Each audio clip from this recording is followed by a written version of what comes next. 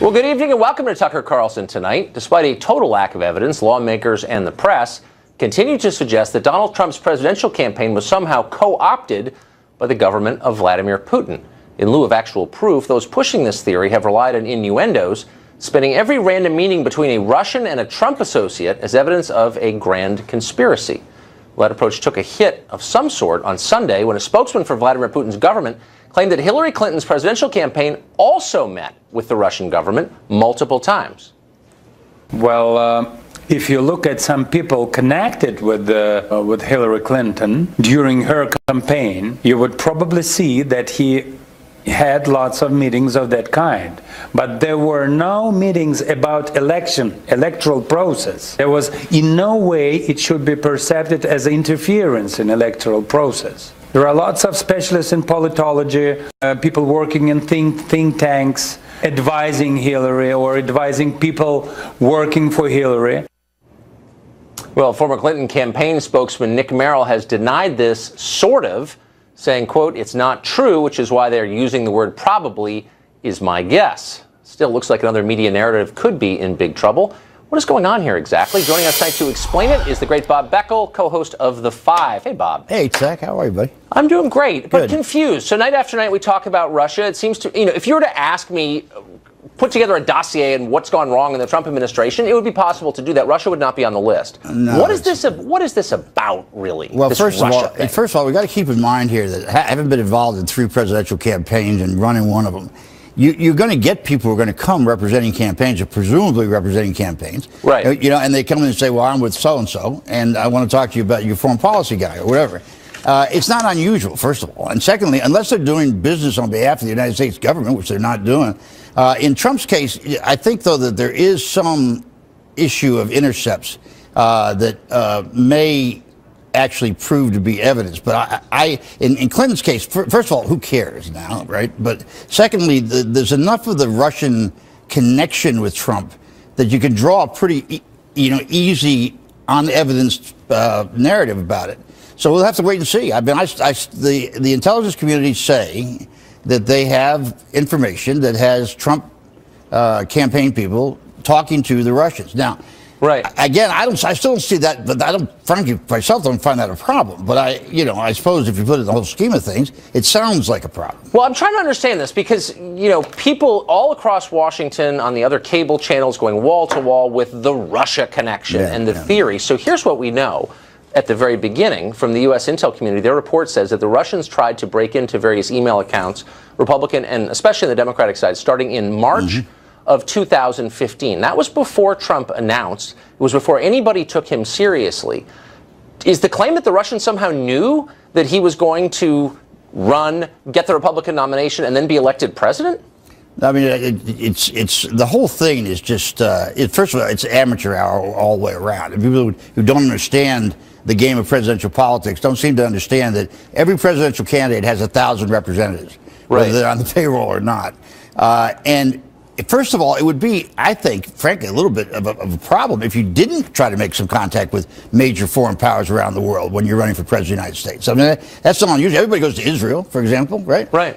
So I don't, lacking evidence here. Now, I'm not easy on Trump. I'm pretty tough on him, but the one thing I know is not true is the Barack Obama taping his phones. But on the Russian thing, that's a separate question. Yeah, it's a separate question. But on the Russian thing, there's so many pieces of this Russian thing. You go back even before that, the issue about whether the Trump organization, the business organization, was involved with Russian banks and oligarchs in business. I don't know. And if they were, so what? I mean, that's their business. Right. I mean, well, sure. And lots of people are involved in business with Russia or its satellite states, including Hillary campaign manager's brother, who's one of the biggest lobbyists in town. What does it add up to? But here's what my concern is. Obviously, the point of this is to delegitimize the election results and the Trump campaign. But more than that, Russia's a real country, and there are geopolitical consequences of this. You just had a Democratic Senator, Jeanne Shaheen of New Hampshire, describe what Russia did, and I'm quoting, as an act of war. Now, what does an act of war require? Well, an appropriate and response, war. And so it seems like that's where we're moving, toward conflict with Russia. Why? to delegitimize Trump? It seems insane and reckless to me. Yeah, well, it is. Whenever you get people in politics who don't understand foreign policy and don't understand geopolitics begin to talk about it in a political context, they're out of their league, and it leaves behind a trail of things. If you want to pick it up and you want to run with it, sure, you can run with it. But the problem here is there's only one issue, and on one issue only. I assume the intelligence committees are looking into this, and that is, was there anything from Russia having to do with suppression of votes or getting into campaign computers, that sort of thing? We knew all this, that the Russians have had conversations and dealt with WikiLeaks, but outside of that, I can't, as a Democrat and a liberal, I couldn't nowhere stand up here and say Trump and his organization were involved with Russia, because I just don't know, and I don't think anybody's talking about it knows. Is this familiar, though, this pattern? I mean, you wrote an entire book about people's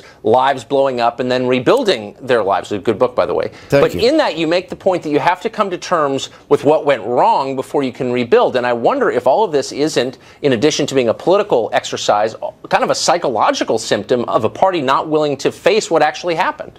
Well, that's going in your mind, which is always wide and brilliant. You could probably reach out to that, but I don't give people enough. I mean, I don't think of anybody in my party who has that kind of depth, who could figure something like that out. I mean, Hillary Clinton clearly is somebody that has a lot of thinking to do about what happened. And if you look back on that campaign, I've been through all the polls now and looked at it, and clearly, for the first time, the Democrats forgot about rural America, and they were voting huge numbers. But we know that. So the question is, what's behind all this? And it seems to be a little bit of a reach to say that you're going to rebuild yourself by stepping on Trump and the Russians. There's probably a faster lane to get there. Well, that does seem that way. I mean, I keep thinking, is there a single voter who voted for Trump or sat out this election who's watching this Russia story and thinking, oh, wow, Vladimir Putin hacked the election, whatever that means, I'm voting Democrat next time? Wouldn't it be more fruitful to think through, why didn't people who had voted Democrat for generations vote Democrat this election? That's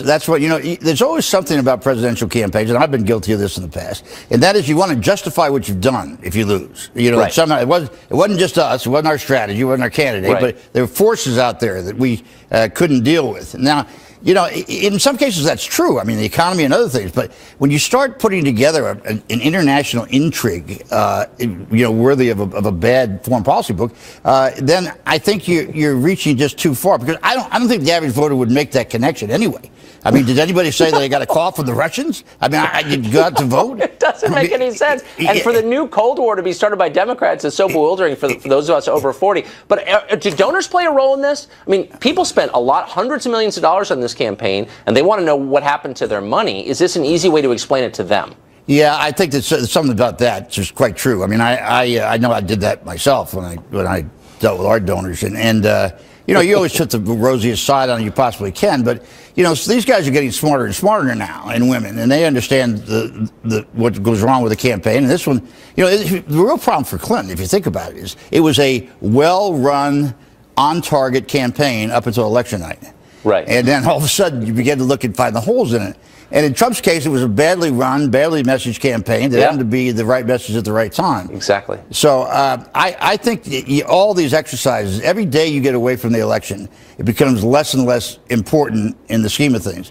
So I mean, Hillary Clinton, the real question for the Democrats is, who will you have on your bench to run the next time? Exactly. Right now, I don't know who that is. For the Republicans, by the way, if Trump gets through 4 years, which I'm not sure he will, but if he does, he's going to have primaries against him, and that's not. You used to be. You and I both know you were in line to get this. The next person in line to get the presidency. Yeah, no, and no more.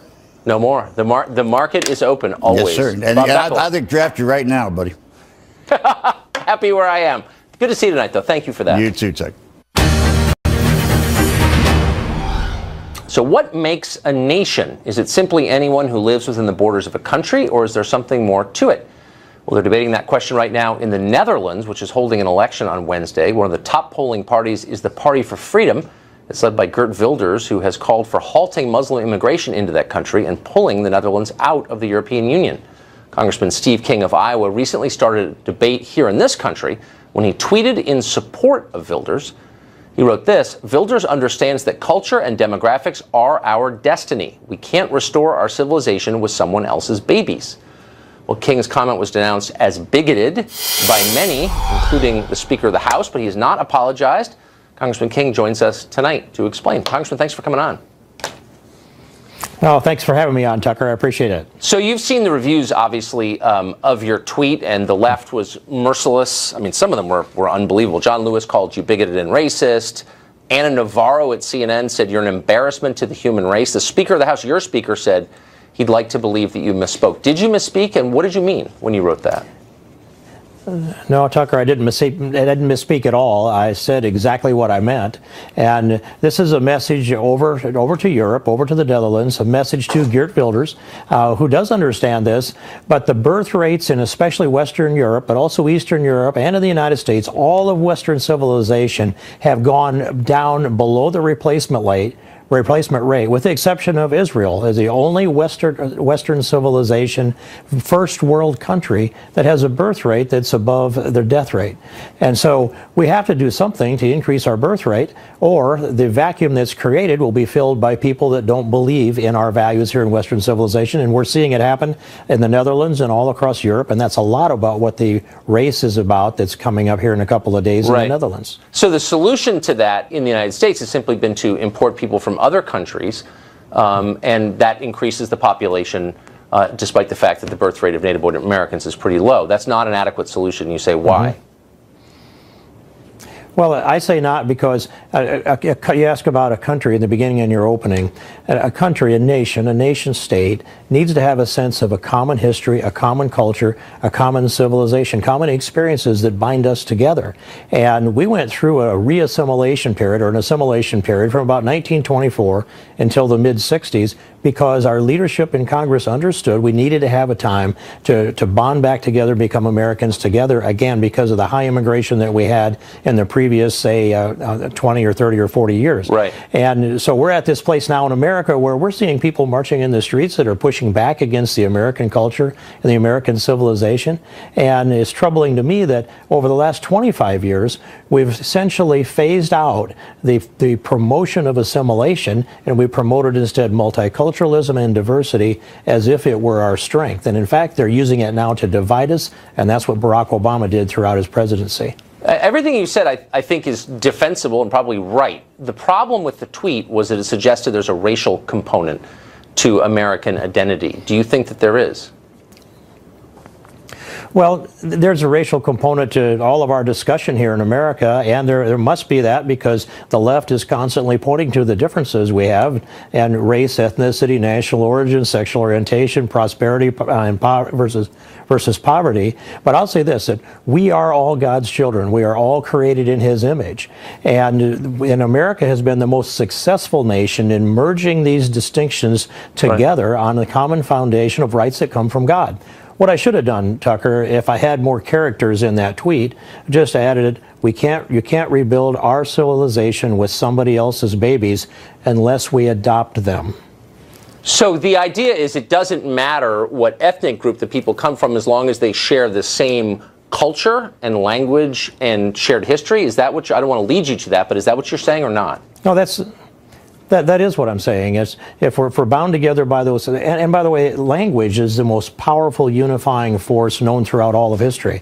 Having a common language. If we share those things, then we can communicate with each other. We can do it instinctively. And on top of that, English is essentially a carrier of liberty, and it expresses freedom and liberty more effectively than any other language on the planet. We're so fortunate to have English, our common language. So I mentioned a minute ago that the Speaker of the House, your leader in the House, Paul Ryan, was asked earlier by Bret Baier about your tweet, and I wanted to play it for our viewers who might not have seen it. Here it is. Mm-hmm. I don't think that statement reflects what is special about this country. I would like to think, and I haven't spoken to Steve about this, I'd like to think that he misspoke and it wasn't really meant the way that sounds, and hopefully he's clarified that. So was it a misunderstanding between you, or is there a deep philosophical gulf between the two of you on what you believe? I don't think there is there's no personal friction between us. I think I enjoy a good relationship with Paul Ryan. Yeah. Yeah, and I think that Paul has he's spoken about a different view on how we address our borders. I mean, he's surely argued that that it increases our economy when people come into America. He's more of an open borders advocate by far than I am. I'm the opposite. I think we should restore the respect for the rule of law, or we become a third world country. There's a philosophical difference there, but I think he just misunderstands what I said. And it was characterized by the left as having a race component to it. But you can look down through the words and the language, and there's nothing in my statement that references race in any way. Right. But I do reference culture and civilization, and that's what we've got to restore is Western civilization for the world, Tucker. Sounds fair to me. Congressman, thanks for joining us tonight. Thank you, Tucker. Appreciate it. Up next, President Trump held his first full cabinet meeting today. What happened? We will tell you. Plus, the nation's largest abortion provider is upset about the prospective loss of $500 million in annual taxpayer subsidies. Talk to a representative from Planned Parenthood after the break. Well, President Trump held his very first cabinet meeting today, but even though he was inaugurated 53 days ago, 4 seats at that meeting remained empty. Those cabinet posts have not yet been filled. For more, we go now to Trace Gallagher. Hey, Trace. Hey, Tucker, the administration says Democrats are still obstructing the confirmation of cabinet nominees, and Democrats are not exactly denying that, but they are putting some of the blame back on the White House for not filing the proper paperwork and from some scheduling snafus. Bottom line, as you say, the president's first cabinet meeting was light. 4 members today, including Agriculture Secretary nominee Sonny Perdue, whose hearing could be as early as next week, Labor Secretary nominee Alex Acosta, whose hearing has been pushed back a week because of scheduling, former Senator Dan Coates is now expected to sail through the Senate to become the new Director of National Intelligence, and U.S. Trade Representative nominee Robert Lighthizer has a confirmation hearing scheduled for tomorrow. Today, the president made it clear he is not pleased with the snail's pace of the confirmation process. Watch. The main victim of this very partisan obstruction is the American public. Yet in spite of all of this, we've assembled a great team and already made historic progress in delivering results. And while the president is eager to fill in his cabinet, he also wants to lean out the rest of government to get rid of the, quote, duplication and redundancy everywhere. Today, existing cabinet members were on hand as the president signed an executive order to reorganize the federal government and reduce waste. The order requires a thorough examination of every executive department and agency. The president did say he believes the government is fully prepared to handle the severe winter storm warning that is now threatening the entire Northeast. Tucker. Trace Gallagher. Thanks, Trace. Well, the American Health Care Act doesn't just repeal parts of Obamacare. If passed, it would also fulfill the GOP's campaign promise to defund Planned Parenthood for at least 1 year anyway.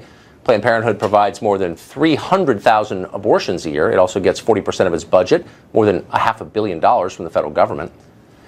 The impending derailment of the federal gravy train has abortion supporters upset. Dawn Legans is the executive vice president of Planned Parenthood, and she joins us tonight. Dawn, thanks for coming on. Hey, good evening, Tucker. So I've talked to a lot of Planned Parenthood people and defenders, and they always say it's not just about abortion. We do all these virtuous things, healthcare-related services for women, and defunding us would be a terrible problem. The Republicans say, look, that's fine. Just don't include abortion in your services. And Planned Parenthood comes back and says, no, abortion is too important to exclude. I wonder what the reasoning is there. Why is abortion so important to Planned Parenthood that you're willing to forego $500 million a year in federal subsidies? Well, I'd like to say first and foremost that Planned Parenthood believes in the wisdom and power of the individual to decide what care is right for them and what doctor they should go to. And no one's going to bully, threaten, or bribe Planned Parenthood to not have that view. But 1.5 million people are at risk of losing access to cancer screenings, STD testing and treatment, and birth control because of this plan by Paul Ryan and Donald Trump to take that care away. And of course, people don't, they come to Planned Parenthood and we get reimbursed for providing preventive health care. We don't get a budget item, line item, and we don't get a big check. We get reimbursed like any hospital for providing a Pap test or a breast cancer screening. But that doesn't change the question, which is why include abortion if the services provided are necessary, why not just take that out? It is a controversial thing. A lot of people think it's murder. Why not just take that out, and then taxpayers can feel good about subsidizing the rest of your services? Well, again, taxpayers don't pay for abortion services. They help reimburse things like Pap tests and cancer screenings. But women deserve access to the full range of reproductive health care, and that includes safe, legal abortion. And so Planned Parenthood is going to let women make the choices they want to make about their care and go to the doctor they want to go to. Then I've always wondered this, and maybe you can clear it up. So the most common cancer among women in the United States is breast cancer, and the majority of breast cancers are discovered in mammograms, which, while controversial, I think are still widely agreed upon the best screening. I don't think Planned Parenthood offers any mammograms, does it? Well, they don't actually. Most cancers aren't initially discovered in mammograms. They're discovered in breast cancer screenings done by gynecologists all over this country, including those at Planned Parenthood. Well, and like any gynecologist, what we do is we refer to people for a mammogram at a radiologist's office, which is what every woman in America can tell you is what happens. They go to their gynecologist, they get a breast exam, something is found, and then they get referred to go get a mammogram. Right. And if something is found there, they go to get a biopsy.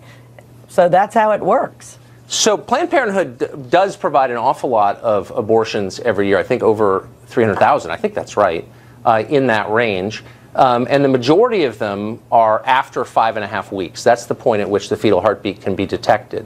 I'm just wondering, as someone who works there, what do you think of that? What is being aborted? If you can hear the heartbeat, what is that thing that's being aborted? How do you feel about that?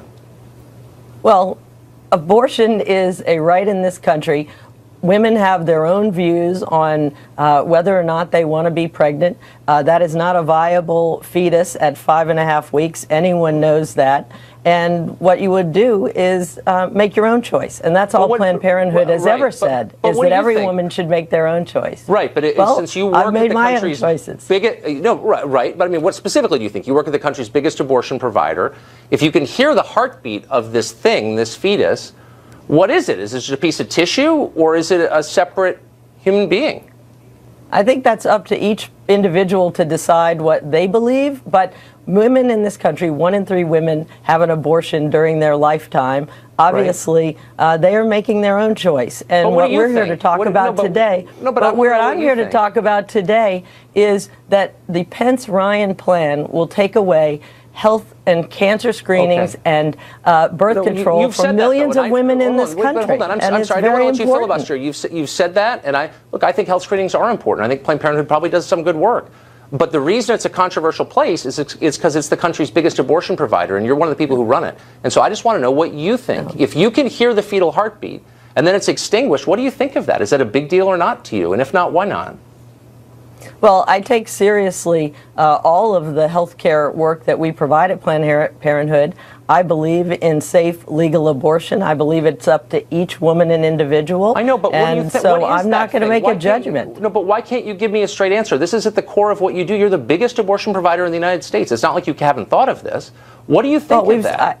I would say that it's a fetus, and so. But what is a fetus? I would say that it is up to each woman to decide whether. You and I can differ on this all day, Tucker. We're not even differing because you're not telling me what you think. We're not differing at all. You're refusing to say what you think. Is it a separate being, or is it a piece of flesh? What I'm going to say is that 70% of Americans believe that Roe v. Wade should be the law of the land. Okay. They believe that women should each individually be able to have their choices about what they want to do in their pregnancy. And they definitely believe that women are at risk for losing care under the plan that Donald Trump and I get your talking points. I've let you repeat them a lot. Hold on. With respect, I've let you repeat your talking points, which I've heard 1,000 times, many times, but I want to take it just a level deeper because I think it's worth it. It's a big deal to a lot of people. And people say, look, this is killing a life. A heart is beating. You can hear it at 5.5 weeks. And the majority of your abortions take place after 5.5 weeks.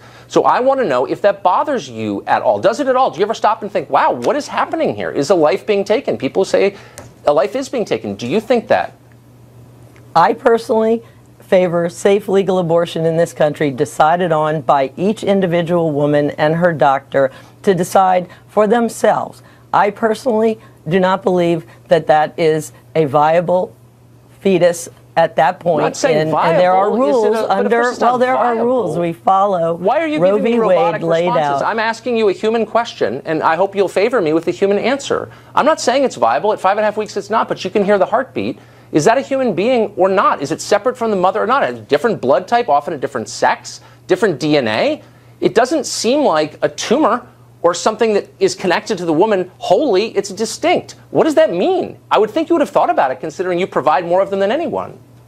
Is that I a have crazy thought question? about it very much for myself, but I am not going to project onto other women what I believe. What I believe is that women have the right and the choice, and we're going to leave it up to them. And at Planned Parenthood, people you're not come helping them make for that high choice quality with your health stilted care. answer We do at all. No, we but do you're not help them make a choice. If you think it's a profound I don't choice, help them personally make the choice.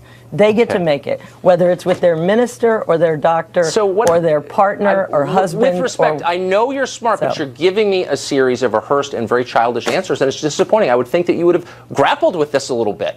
Have you? Do you ever grapple with it? Do you think, wow, this is a profound thing? All these protesters outside holding up signs. Do you ever pause and say, what are they doing? It's not just about disempowering women. There's another agenda here. That's a real agenda. Do you ever think of that? I often do look at those protesters and I wonder how they can be so heartless to be yelling the things that they do at women in their lives when they know nothing about what's going on in that woman's life. They don't have any idea what service she might be there for, but that doesn't stop them. So I'm often concerned about the shame and stigma that people try to force onto women in this country. But why would they want to do that? Have you ever thought about that, have you? I appreciate it. I do. All right. So that was a uniquely shallow conversation, Dawn. But thanks for joining us anyway. Thank you. Anytime. Up next, is the battle for America's soul over and Christianity lost? How can the faith survive in a post-Christian America? Our next guest will try and answer those questions. Plus, Congress is moving at a glacial pace. So can anything be done to get some work done? Republican Majority Whip Steve Scalise, here next.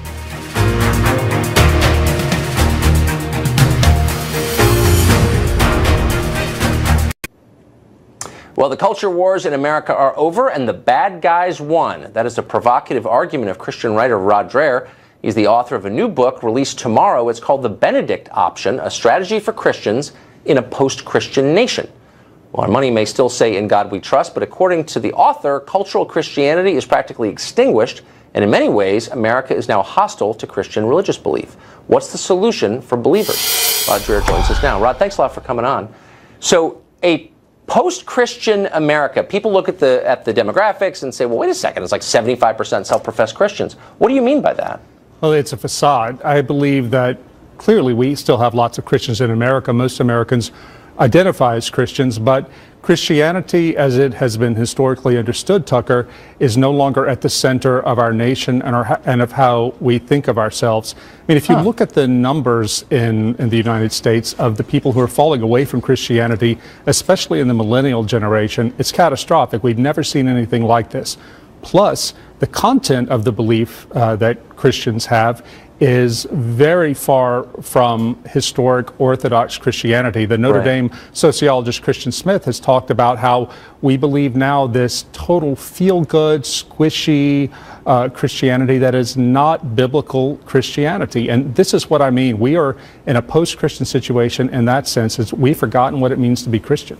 So what, and I should just point out to our viewers who may just be tuning in, you are a Christian, and you're not applauding this trend, merely noting it, but you have a prescription for sincere Christians in America as to how to respond to this. What is it? That's right, Tucker. I'm a conservative Christian myself, and I think this is a terrible thing that's happening in our country. But I think that we have to wake up as Christians and realize the situation we're actually in and quit telling ourselves this happy, clappy stories about America.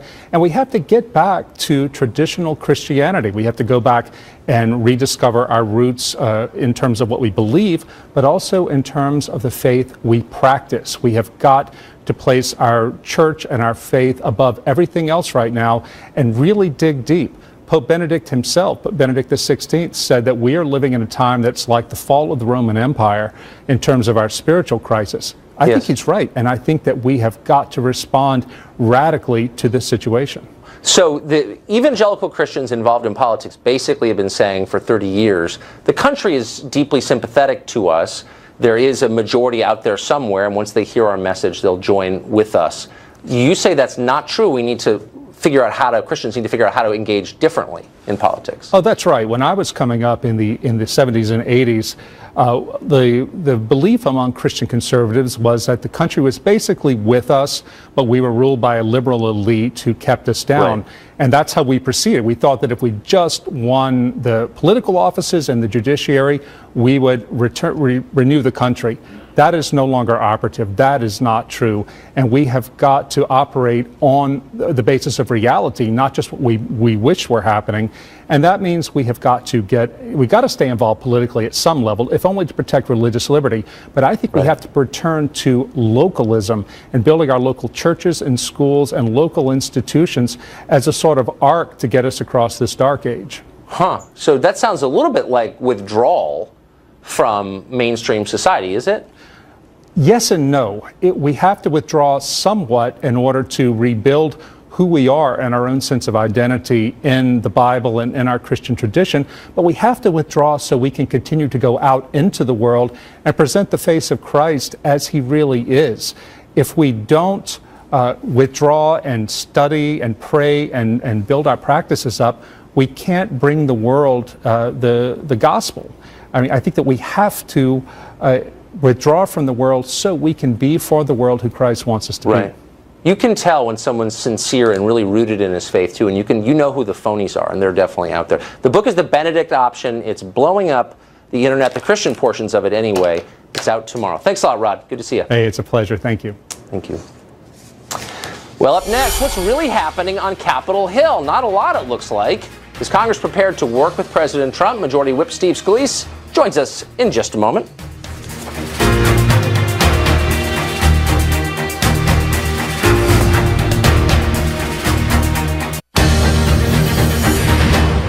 Well, it's been 2.5 months since the new Congress convened, but despite controlling both houses of Congress and the presidency, Republicans have not accomplished much. No major bills passed. The only one even introduced, the proposed Obamacare replacement, could be in trouble, especially now the Congressional Budget Office estimated it would take away health insurance from 24 million people. That's the headline tomorrow.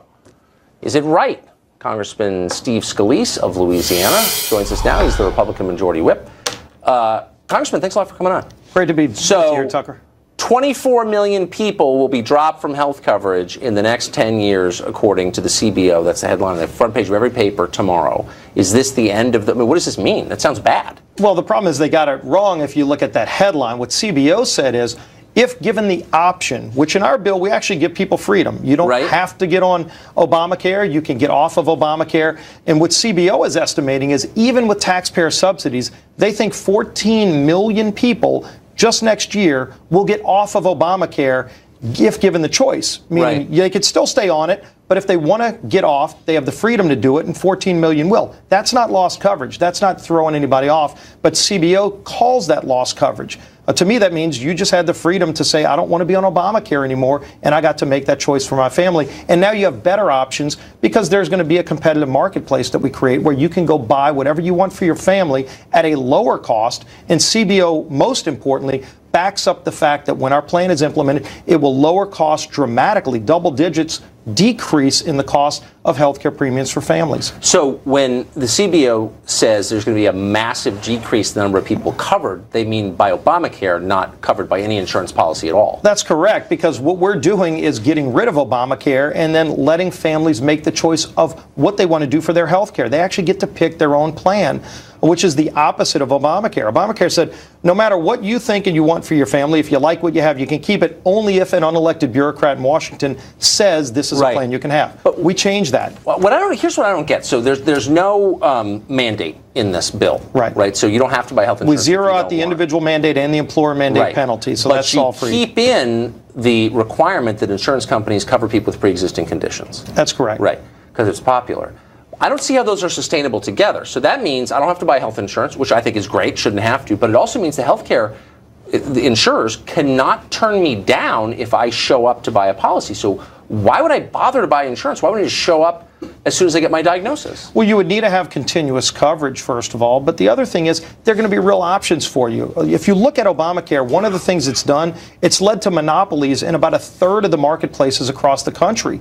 So even if you're out trying to buy insurance in Obamacare, you literally only have one choice, which is called a monopoly, which is why costs are up. It's because all the mandates are so unworkable that companies just stopped writing policies. Well, of course. So what we've seen is a lot of these insurance companies that left the marketplace said, look, under your plan, we will actually be able to come back in and write policies again for people that they want to buy. If you like what you have, you truly can go and buy it for your family. But what happens if you don't want to buy? Because it's expensive. I mean, under any plan, it's expensive. It's your choice. But it's your choice to buy whatever you want. Of course, but the insurance companies are required to take me no matter, even if they know they're going to lose money on me, they have to take me because Congress is forcing them to. So why are they going to be sustainable businesses? Well, it's not as simple as gaming the system, which you're seeing under Obamacare, where people literally can get out of the system for months, and then if they get sick, they can just jump right back in. That's not how it'll work. You'll have to be in the system if you want to have a plan, but ultimately you get to choose the plan. That's the most important thing. There are tax credits for people that are low income, working people that can have the ability. Right now, you get a tax break if you get your insurance from your employer. About 61% of the people in this country get their health care from their employer. But what happens if your employer doesn't provide health care? What happens if you're a small business owner? We're, for the first time, actually giving the same tax break that employers get to families that can't get it through their employer. And so they can go and buy whatever they want for their family. And we bolster health savings accounts. One of the biggest success stories pre-Obamacare and healthcare was HSAs, health savings accounts, which actually lowered cost and gave people more options. Under Obamacare, they literally obliterated the HSA market. We're bringing that back so that families can actually go work through HSAs and get the ability to buy lower cost health care, what they want for their family. It's their choice, not a government bureaucrat in Washington. So we get a ton of email on this show, and 1 out of 3 is along these lines. Boy, I voted for Trump, I voted Republican, they control all the levers of power in D.C., and they haven't done anything. Got no major bills through. The president has 4 empty seats in the cabinet room today. Why are Democrats so much better at obstructing than Republicans were 8 years ago when Democrats controlled everything? Well, first of all, and this hasn't gotten a lot of attention, we've actually put a number of bills on President Trump's desk that he signed into law. One of the most high profile was the bill getting rid of the stream buffer rule. In one stroke of the pen from a bill we put on President Trump's desk a few weeks ago, we saved over 70,000 jobs in the coal industry. In fact, President Trump had coal miners at the bill signing. He didn't give a bill to a member of Congress who helped write the bill. He actually gave the bill to a coal miner. Bill Johnson from Ohio led this effort. This was a bill Congress passed, House and Senate. So you're satisfied with the pace of achievement so far? We had a 27.5-hour committee meeting. I was on the committee, Energy and Commerce, last week. They said it's a record, longest committee meeting in Congress where we passed the bill to gut Obamacare, the repeal and replace bill. Longest committee meeting. Democrats fought us every step of the way. And it was a very unified vote. Every Republican voted for our bill. This is the repeal and replace bill. Every Democrat voted against it because they know our bill guts Obamacare and actually replaces it with reforms that put patients back in charge. So it showed you, when you really get down to the bottom of it, we've been working hard. The legislative process takes some time to do it, but we are getting a bill that's ready to go to the House floor in about a week, and then it's going to get to the president's desk ultimately, and President Trump wants to sign it because he's going to follow through on his promise. Congressman, thanks for coming on. Great to be back with you, Tucker. Thank you. Coming up, gangster rapper Snoop Dogg apparently called for the violent overthrow of the government or something. When you lose Snoop, have you lost the nation? We'll bring you the answer next. Well, Snoop Dogg, the permanently high gangster rapper, is back in the spotlight tonight thanks to a new video where he apparently promotes the murder, or at least the overthrow, of President Trump. In his new music video for the song Lavender, Snoop is teleported to a universe inhabited solely by clowns. After an innocent family man is gunned down by a police officer, Snoop gets his revenge by pointing a prop gun at a clown version of President Trump and pulling the trigger. Don't worry, though, the character playing the president does not die. He just gets chained up while Snoop can you pronounce it? Snoop smokes weed, as he so often does. Let nobody say that Snoop Dogg stood on the sidelines in the great political battles of our time. That's about it for us tonight. On Wednesday, we'll be interviewing President Trump. We want your help for that. Go to Tucker Carlson Tonight, the Facebook page, and tell us what we ought to ask the president. You can also send your question to us on Twitter. Tweet Tucker Carlson. Use the hashtag AskPOTUS. Stay with Fox. Sean Hannity next. See you tomorrow.